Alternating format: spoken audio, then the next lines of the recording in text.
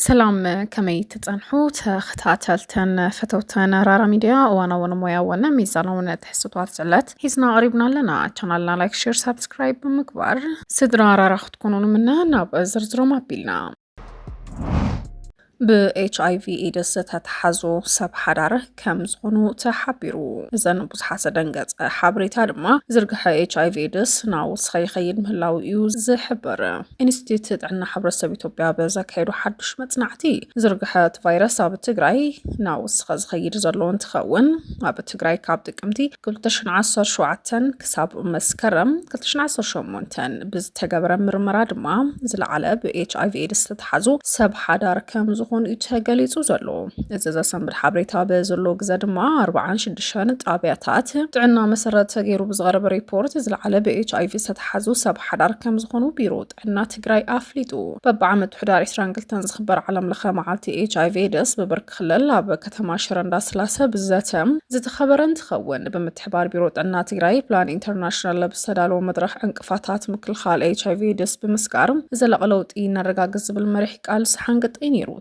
قرم حبريتا دما بيرو طعنا تقراي اب زرقحو حبريتا HIV AIDS بتحمام زموتو زيقاتات نمزكار بتحمام ستقعو نمحقاز كاب حبرت سبد ما سرحت معباي قنزابن مسرح خيرن تخون اب تقراي قن زرقح HIV AIDS قدمو خوينات حادنت أربعان سلستن مئتاوز نبرا بمخانو اب زحز اوان قن اب سلستن مئتاو وسيخو زرلو فيرال هيباتايتس بيرو طعنا تقراي كمز حبرو اب تقراي زرقح لبرا HIV ابزل على بركن حدقان كم زلو أب تقراي ببرك مرعى بستقبرنا مرمرا ريبورت دمام سب حدار زل على بتي حمام استتحزون تخونو حدار زي بلوم استفاد حقن أب كلاين سالسين برك زركبو يوم ببرك سراح انتر أدما معلتاو شكالو حرستو تسراح زي بلن سب حدار دك عنستيوون زل على خوينو HIV دس بلا بدا كسفافح زخال اللو مخنيات نتحمام أقليل كامرأي معنا وتكالات تعنا وسخ بتوتاو ركب زم حلالف حمامات بزحت مزابلت مهلو بسنكي خوينات بزنبرت وتاو عمت مخاني زقلت 4.8 مليون حزبي عالم مس HIV AIDS انتنبر قابزي 65 أفريقيا يوم ببرك عالم لعلي 4 مليون حزبي ب HIV AIDS مخنياتون هيوتهم يحلف كم زلو قابزي يوم 600 أفريقيا مخانم دمات ريبورتا ملاخيتو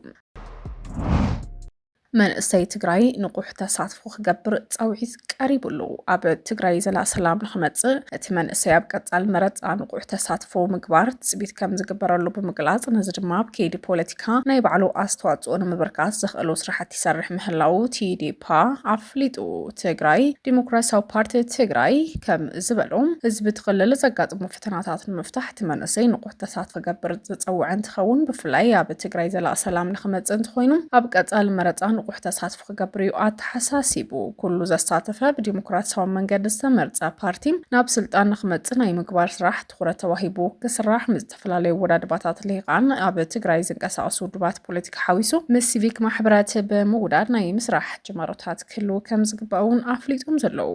ትግራይ ዲሞክራሲያዊ ፓርቲ ካብ ዝቕጽለ መረጻ ንምውድዳር ምድላው እናገበረ ከም ዝኾነን ኣብዚ ሕዚ እዋን ህዝቢ ትግራይ ካብ ዝኾነ ይኹን ላዕሊ ሰላምን ልምዓትን ዲሞክራስን ዝደሊ እዩ እንትበል እዚ ንምዕዋት حبرو ألس كاب تدلو دما تحساسيبو بخلق مداي نبر حوحات قطار مرزان خي سالط مكبار زقابرو من قصاصات هبل على هزبي كم مغلاد تغيرو يزو سدنتبل تفدرو بحري نبر حوحات سلمو ألس زي فتون زي دلن كم زخونا بمحبار عبالات تيقو جلا بالعلن حساب زي أمنو خم زخونو بقزيو تسابسيبو زلو زخونا أكالن سلام عبيت الهزب زحاسب انتخوينو بحقاو من قدي تمزقيبو عرسن مرزا كدالو اللوخ بالدما تحساسيبو ተደጋጋሚ ተነጽሎታት ይበጽሖ ከም ዘሎ በወቅዓው መንገዲ ክገልጽ ዝጸንሐ TBS TV ኣብ ኣክሱም ኣብ በዓል ሕዳር ጽዮን ስራሕቱ ከይሰርሕ ተኸልኪሉ ምጽንሑ ዕላው ጊሩ ዘሎ TBS ኣብ ኣክሱም ተያጓኒፉ ኣብ ዝብል ርንኡስ ርእሲ ተዝነበረ ኣጋጣምታት ዘፍለጠን ትኸውን ندمكات تبعال تباهلو بناي بعلو وطعن تعرنا قديمون اب كتما أخسوم زخدن 11 خيلات توافير دمال على 15 مدبات ساريحو بمفنا وسلام ሰላማውነት ኣክሱም ንኣክሱም ኬድካ ምህዋፅ ዘለዎ ኣገዳስነት ኣብቶም ቡን ቀዳምን ወርቃዊት ሰንበትን ዝብሉ ፈፍርቂ መዓልቲ ግዜ ዘለዎም ዓበይቲ መደባት እውን ኣቃሪሑ እዩ። ብፍላይ ዝምልከቶም ኣካላት ነበርቲ ከተማ እውን ኣብ መላእ ዓለም ንዝርከብ ኣማነ ናይ ብሰላም ምፁ መልእኽቲ ከመሓላለፉ ብምግባር ሓደ ብሄራውነት መትከሉ ዝገበረ ሚድያ ብምዃኑ ኣቕሙ እውን እናርኣየ ዝመፅእ እዩ። ከምዚ ኢሉ እንዳሃለወ ግን ክባር መሬቱን ውሕሉል ህዝቡን ዝገብሮ እቲ ዝነኣሰ ፍጻመ ምዃኑ ብምግላፅ እውን ትትካል ነቲ በዓል ሽፋን ሚድያ ንምሃብ ብዘይናይ ዝኾነ ይኹን ኣካል ሓገዝ ኣብ ድርኡ ካልእ ጉጅለ ሚድያ ምስ ሙሉእ ናይ ፈነወ መሳርሕታቱ ክኢላታቱ ናብ ከተማ ኣክሱም ዘወፈረ ብምዃኑ ሚድያታት ትግራይ ናብ ኣክሱም ዝተጓዓዛ ስሩዕ ዕድመ በፂሕወን ምዕረፍን ካልእ እታወታት ተሰናዲኡለን ምዃኑ ብምርዳእ ግን ኣክሱም ምስኣተው ድማ ካልኦት ሚድያታት ግን ስሩዕ ዕድመ በፂሕወን ምዕረፍን ካልእ እታወታት ተገይሩሎም ከም ዝተፀውዑ እዮም ዝሕብሩ። ምዕዳም ዘይምዕዳምን ጉዳይ ከም ዘይኮነ ዘረጋገፀ እቲ ሚድያ ግን ኣብቲ መድረኽ ዘይተረኽባ ትካላት ሚድያ ከም ዝነበራ እውን ተረዲእና ኣለና ይብሉ። እዚ ዕድመ እዚ ድማ ከም ሓደ ሕጋዊ ሚድያ ብእዋኑ ብስርዓት ክበፅሐና ግቡኡ መስተንግዶ ኢለፍሓዊሱ ካልኦት ካሊእ ሚድያ ዝርከቡ መሳለጥታት ክህሉ ዘይተገበረሉ ምክንያት ዛጊዳ ኣይተረድአናን ኣይተፀበናዩን ኣይንብለን ትብል ግን ድማ ናይ ተነፅሎ ተግባር ዝፍፅሙ ዘለዉ ኣካላት ሓደዋን ብውሕዱ ናይ ሕልና ተሓታትነት ከም ዝኾነ ጥርጥር የብሎም ብምባል ተዘጅመር እውን ከምዚ ዝበለ ህዝባዊ ትርጉም ዘለዎ በዓል እንትፅምበል ረብሑ ነቲ ሚድያ ዘይኮነስ ነቲ ዘሰናደ ኣካል ክኸውን ከም ዝግባእ እዩ ኣነፂሩ።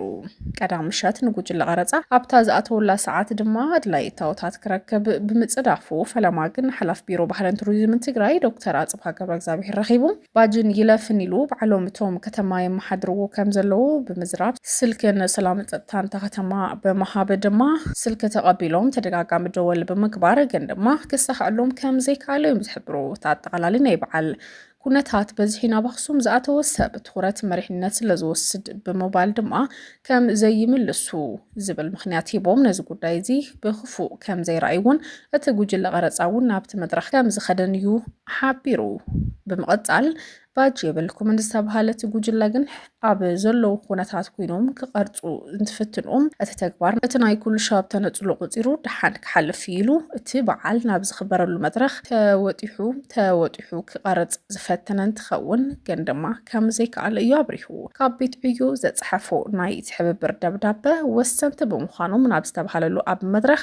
ናብ ዝነበሩ ኣካላት ልኢኾም ይኹን እምበር እቲ ጉዳይ ናይ ባጅ ብዘይምዃኑ ብቕላዕ ተነጊሩና ኣይንፈቅደልኩምን ተባሂልና ማይክና ካብ ዝተሰቐለሉ ኣትራኖስ ካሜራ ካብ ዝተፀመደሉ ባላት ነቒሎም ካብቲ ቦታ ለቒቕና ክንከይድ ተኣዚዝና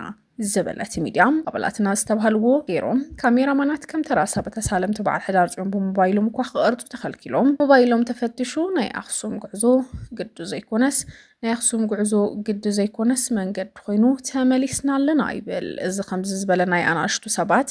ናይ መላኽ ባህርን ውሳነ ኣብ ሰዓት ዕላው ዘይገበርናሉ ምክንያት እቲ ሓደን ቀንዲ ነቲ በዓል ቲቢኤስ ብዘይ ምብፅባፁ ብዘይ ምፅብፃቡ ዝጎድል ዓብይ ህዝባዊ ክፍተት ብዘይ ምህላው እንትኸውን ካልኣይ ምክንያት ድማ እቲ ሓቂ ድምኡ ሰለማውን በዓል ብምንባሩ ካልእ ኣጀንዳ ፈጢርካ እቲ በዓል ሕርኽራኽ ንዘይምዃን ብሓፂሩ ቲቢኤስ ምእንቲ ክብሪ ህዝቡ ክብል ገበን በደልቱ ኣበር መባረርቱ ሸፊኑ ክውዕል ቀንዲ ዕማም ተልእኮ ንፁህ ጋዜጠኛታት ዝተሓንገጠ ሚድያ ቲቢኤስ ህዝቢ ሓይሊ ዘለዎ ክኸውን ምሕጋዝ ብምንባሩ እዩ። ካብ ዝኾነ ይኹን ናይ ትእዛዝ ማእኸሉ ብዝኾነ ኣጋጣሚ መንበር ስልጣን ካብ ዝሓዘም ፖለቲካዊ ሓይሊ ወፃእ ዝኾነ ሚድያ ክኸውን ከሎ እዚ ነፃ ሚድያ ዝብልዎ ቲቢኤስ ብመንፅር እዚ ሳይንሳዊ ሓቂ እንትረአ ድማ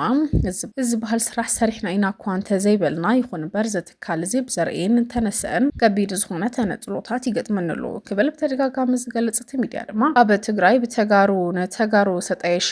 ቲቢኤስ ክንዲ ሰማይ ርሒቓቶ ንምዕዛብ ክኢልና ኣለና። እታ ንገሊኦም ሰብ ፅምዶን ምድማርን ቀረባ ዝኾነት ቅድስቲ ከተማ ኣክሱም ነታ ኣብ ትግራይ ብተጋሩ ነተጋሩ ሰጠየሸ ቲቢኤስ ክንዲ ሰማይ ርሒቓታ ንምዕዛብ ክኢልና ኣለና ክብል ኣባላት ጉጅለ ሚድያ እውን ብከቢድ ስነልቦናዊ ማሕሰይቲ ቀርኒ ካሜሮኦም ዓፂፎም ድማ መቐለ ከም ዝኣተው ድማ ኣፍሊጡ ዘሎ ኣይኮነን ተፈላሊኻን ስም ተውፃፂኻን ሓደ ኮንካ እውን ዘይከኣለሉ ዓለያ ፀገም ትግራይ ንገሊኦም ኣካላት ከደንግፆም ዘይምኽኣሉ ንብዙሓት ዘገርም ኮይኑ ከም ቆልዓ ተቐየምቲ ኣካላት ድማ ፖለቲካዊ ንእሽተይነት እቲ ዝዓበየ መግለፂ ትግራይ ኣብ ዝብርክ እዚ ከም ዝርከብ ብምግላፅ ኣብ 21 ክፍለ ዘበን ሚድያ ወገናትካ ከልኪልካ ዝተጋደልካ ክመስለካ ምኽኣል ፖለቲካ ንእሽተይነት ንብረት ወገናት ኣገልጋሊት ህዝቢ ንዝኾነ ቲቢኤስ ብተኸታታሊ መካከል ተነጽሎ ምብዳል ከም ዕቱብ ምግዳል ምቁፃር ፖለቲካዊ ንእሽተይነት ብምዃኖም ፖለቲካዊ ንእሽተይነት ገይጡ ዝገበረ መሪሕነት ናይ ቲቢኤስ ምክልካል ጉድኣቱ ንቲቢኤስ እዩ ዝመስሎ ይኹን እምበር ኣብዚ ዘመናዊ ዓለም